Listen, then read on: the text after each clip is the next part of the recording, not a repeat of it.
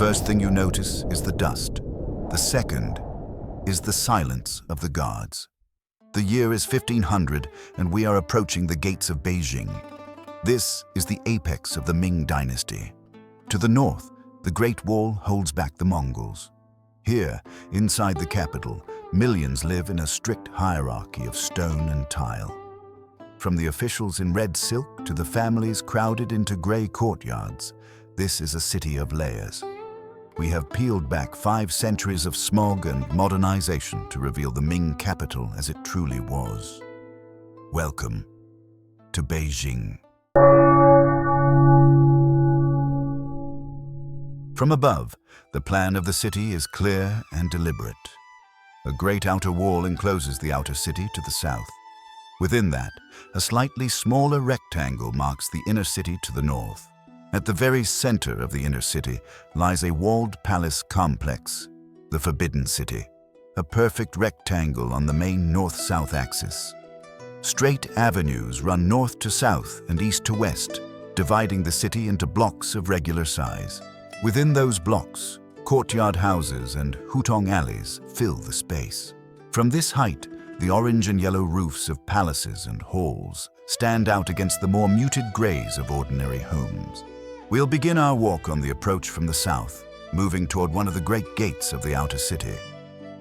The road leading to Beijing passes through fields and villages. Farmers with carts and pack animals make their way towards the city, bringing grain, vegetables, fuel, and building materials. As you draw closer, the land becomes flatter and more open. Ahead, the city wall rises on the horizon, a long line of tamped earth and brick topped with battlements and punctuated by towers. Outside the wall, there are suburbs and markets that have grown up along the roads, but the official edge of the city is still clearly marked by this defensive line. At the gate, the wall thickens into a complex of towers and courtyards.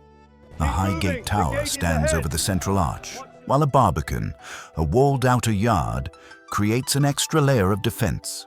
Carts and pedestrians queue to enter. Soldiers in armor and uniforms stand watch, checking travel papers and keeping order among the crowd. Passing through the shadows under the arch, you emerge onto a broad, straight avenue inside the city. This main street runs north toward the inner city, part of the carefully laid out grid that structures Beijing. The avenue is wide, with enough room for carts, riders, and foot traffic to move in both directions. On either side, shops and workshops front the street. Their signs and flags hang out above the entrances, showing what is sold or made within. Here you find grain sellers, tea houses, blacksmiths, carpenters, and vendors of everyday goods. Behind them, courtyard houses run back in regular plots, their grey brick walls facing the street with only a plain doorway to hint at life inside. As you move north, the traffic changes. You see more officials and government workers, messengers carrying documents and porters hauling loads for state offices. Ahead, the wall of the inner city rises across your path, with another gate on the same central line. Once again, you pass through an imposing archway, emerging into a space even more carefully controlled. Here, the central avenue broadens and becomes more formal. In the distance, beyond open squares and moats, you can see the red walls and golden roofs of the Forbidden City. This palace complex is the heart of the Ming state.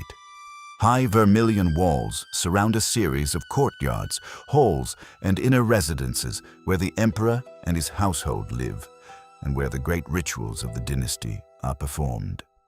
We will not try to walk every hall, but from outside the walls and across the outer courtyards, you can see enough to understand the scale and intent. A broad moat rings the Forbidden City, reflecting the walls and roofs in still water. Stone bridges cross the moat toward the main southern gate, where a tall gate tower stands above thick red walls. Within, a sequence of ceremonial courtyards leads to the grand audience halls on the raised central terrace. Each courtyard is slightly smaller than the one before, focusing attention on the central axis and narrowing the space as you move deeper toward the throne. From a higher vantage point, you can see the layered roofs of these halls. gold-yellow tiles, upturned eaves, and lines of roof ornaments marching along the ridges. Behind the outer halls lie more private quarters, inner palaces, gardens, and smaller courtyards where the daily life of the imperial household plays out, largely hidden from public view.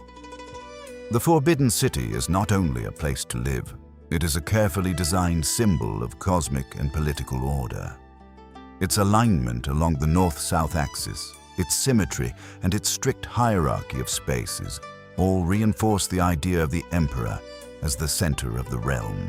Step back outside its walls and follow the central avenue away from the palace, and the city becomes more varied again. On either side of the formal axis, ordinary neighborhoods fill the space between avenues. Here, the regular grid of planning breaks down into smaller alleys and lanes. The hutongs. A hutong is a narrow lane running between rows of courtyard houses. From above, they form a repeating pattern, long rectangular plots with buildings and courtyards organized around a central open space. At street level, the hutong is quieter than the main avenues. High gray walls line the lane, broken only by wooden gates leading into Siheyuan, courtyard homes. Inside each gate, rooms are arranged around one or more courtyards with their own hierarchy of front and back, north and south, assigned according to status and tradition. In the lane itself, life spills out. Children play, small vendors sell snacks or fuel, neighbors talk while drawing water from wells or cisterns.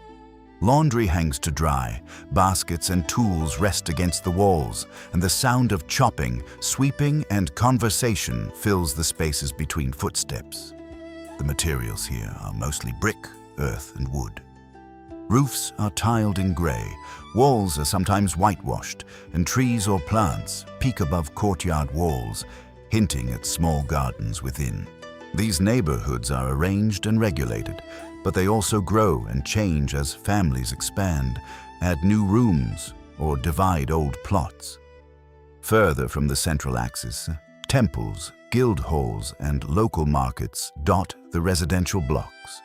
Small market streets spring up at intersections, selling vegetables, fish, cloth, tools, and simpler luxuries. Temples dedicated to local deities, ancestors, or protective spirits provide places for worship and community gatherings. Elsewhere in the city, large ritual complexes, such as the Temple of Heaven, sit in their own walled parks, aligned with the same axial logic that shapes the Forbidden City. In these open spaces, the emperor performs ceremonies that link the state to the cycles of seasons and the order of heaven. From a tower on the city wall or from a high building near the central axis, you can take in the full scale of Beijing around 1500. Straight avenues stretch toward the gates, lined with trees in some sections and flanked by roofs in orderly lines. Within the rectangles of the plan, the hutong neighborhoods form a complex lived-in fabric, each lane with its own character and rhythm. At the center, the Forbidden City shines with its golden roofs, reminding everyone who rules this space and whose residence anchors the city's design. Beyond the walls, roads lead out toward other cities, mountain passes, and border regions, carrying officials, troops, grain, tribute, and news. In later centuries, Beijing will see new walls torn down, railways arrive, and modern buildings rise above the hutongs. But many of the lines you see here, the central axis, the position of gates, and the basic organization of neighborhoods, will continue to shape the city long after the Ming dynasty ends. Walk through modern Beijing today, and traces of this Ming capital still remain. Sections of old walls and towers, the layout of the Forbidden City, surviving hutongs and courtyards tucked between newer streets. When you stand in those places, you share space with generations of officials, soldiers, artisans, and families who once moved through this planned landscape, balancing imperial order with the everyday rhythms of neighborhood life. If you'd like to walk through another city from the past, I've reconstructed more historical capitals. You can continue your journey right here.